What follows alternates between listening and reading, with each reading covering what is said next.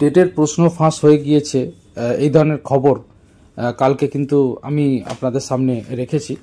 তো আজকে আনন্দবাজার এবং এই সময় পত্রিকা থেকে আপনাদের পড়ে শোনাচ্ছি। এখানে কিন্তু বিস্তারিত বলা হয়েছে যে প্রশ্ন ফাঁসের অভিযোগ প্রায় পর্ষদ স্বীকারই করে নিয়েছে। তাদের তথ্য ভাণ্ডার থেকে 2022 সালে টেটের সফল পরীক্ষার্থীদের কোনো তথ্য ফাঁস হয়নি বলে দাবি করেছে। এটা আনন্দবাজারের খবর। অন্যদিকে এই সময় পত্রিকায় লেখা হয়েছে যে এক প্রকার স্বীকার করে নিয়েছেন পর্ষদ যে তাদের প্রশ্ন ফাঁস হয়ে গিয়েছে। আনন্দবাজারে বলা হয়েছে 2022-এর টেটের সফল পরীক্ষার্থীদের সব তথ্য বোর্ডের কাছে সুরক্ষিত আছে। বোর্ডের তরফ থেকে কোনো তথ্য ফাঁস হয়নি। তবে সেই সঙ্গে তার দাবি, যিনি অন্য ওয়েবসাইটে এই সংক্রান্ত তথ্য দিয়েছেন তাকে চিহ্নিত করা হয়েছে, আইনানুগ ব্যবস্থা নেওয়া হচ্ছে। বিধাননগর পূর্ব থানায় অভিযোগ দায়ের করা হয়েছে। প্রাথমিক শিক্ষা পর্ষদ ও সরকারকে যারা কালিমা লিপ্ত করার চেষ্টা করছেন তাদের বিরুদ্ধে পর্ষদ আইনানুগ ব্যবস্থা নেবে। রবিবার এক ব্যক্তির ওয়েবসাইটে 2022 সালের প্রাথমিক টেটের সফল প্রার্থীদের একটি মেধা তালিকা দেখতে পান 2022 সালের প্রাথমিক টেট পাস চাকরি প্রার্থীরা। বিষয়টি ঘিরে দুর্নীতির নানা আশঙ্কা জন্মায়।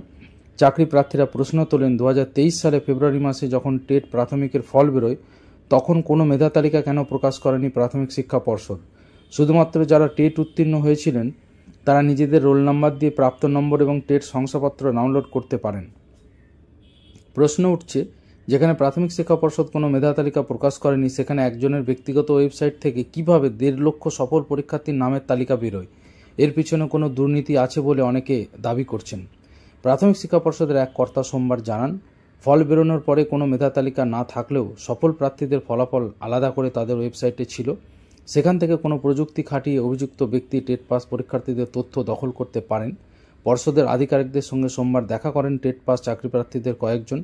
তাদের মধ্যে একজন বিদেশগাজী বলেন, প্রাথমিক শিক্ষা পর্ষদ অভিযুক্তদের বিরুদ্ধে আইনানুগ ব্যবস্থা নিচ্ছে, তাতে আমরা সন্তুষ্ট, কিন্তু এমনটা ঘটায় আমরা উদ্বেগে। 1.5 লক্ষ সফল পরীক্ষার্থীর তথ্য পর্ষদের ওয়েবসাইট থেকে কি করে আলাদাভাবে অন্য কোনো তালিকা তৈরি করা কি সম্ভব? পর্ষদের যুক্তি নিয়েও কিছুটা খটকা থেকে যাচ্ছে বলে কিন্তু তারা মন্তব্য করেন। অন্যদিকে এই সময় পত্রিকাতেও কিন্তু এই খবরটা অত্যন্ত গুরুত্ব দিয়ে ছাপা হয়েছে এবং সেখানে বলা হয়েছে যে পর্ষদ ব্যবস্থা নিচ্ছেন।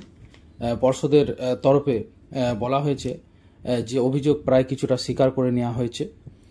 তবে জালিয়াতির অভিযোগ ওঠায় বিষয়টি তদন্ত করে দেখার জন্য মেদিনীপুরের ওই বেসরকারি পরিষেবা প্রদান কেন্দ্র ও তার মালিকের বিরুদ্ধে এদিন বিধাননগর নর্থ থানায় এফআইআর দায়ের করেছে পর্ষদ। এদিন পর্ষদের তরফে প্রাথমিক শিক্ষা পর্ষদের সচিব রঞ্জন কুমার ঝা এক বিবৃতিতে দাবি করেন, ইতিমধ্যে প্রকাশ্যে থাকা বিভিন্ন তথ্য একত্রিত করে বাইরে থেকে ওই তালিকা বানানো হয়েছে। সেখানে বলা হয়েছে 24 আগস্ট বেসরকারি সার্ভিস প্রদানকারী সংস্থা, একটি সংস্থার নাম দেওয়া হয়েছে, আমি তার নামটা করছি না, যাই হোক এই সময় পত্রিকায় নামটা রয়েছে। ওয়েবসাইটে টেটে সফল প্রার্থীদের আংশিক তথ্য ও তালিকা প্রকাশ করা হয়েছে।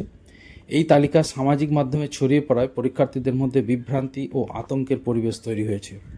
2022-এর 11 ডিসেম্বর যে টেট হয়েছিল তার ফল বেরোয় 10 ফেব্রুয়ারি। সেই ফল শুধুমাত্র পর্ষদের সরকারি ওয়েবসাইটেই বেরিয়েছিল, কিন্তু সোশ্যাল মিডিয়ায় যে আংশিক তথ্যভিত্তিক তালিকা বেরিয়েছে সেটি পর্ষদ তৈরি করেনি।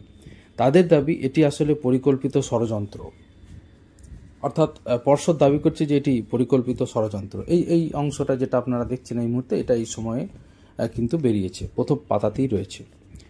তো সেই ফল শুধুমাত্র পর্ষদের সরকারি ওয়েবসাইটে বেরিয়েছিল, কিন্তু সোশ্যাল মিডিয়ায় যে আংশিক তথ্যভিত্তিক তালিকা বেরিয়েছে সেটি পর্ষদ তৈরি করেনি।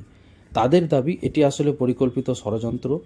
পর্ষদ ও রাজ্য সরকারের ভাবমূর্তি ক্ষুণ্ণ করতে এ কাজ করা হয়েছে। এর পিছনে তাদের কোনো দায় নেই একথা জানিয়ে পর্ষদের দাবি, টেট 2022 সংক্রান্ত কোনো তথ্যই তাদের ওয়েবসাইট থেকে ফাঁস হয়নি। পরীক্ষার্থীদের সমস্ত ডেটাবেস এবং ওএমআর শিট এখনও সুরক্ষিত রয়েছে। রাজ্যের শিক্ষামন্ত্রী ব্রাত্য বসুও সোমবার বলেন, এই ধরনের অন্তর্ঘাত কাম্য নয়। পর্ষদকে বলেছি পূর্ণাঙ্গ তদন্ত করতে।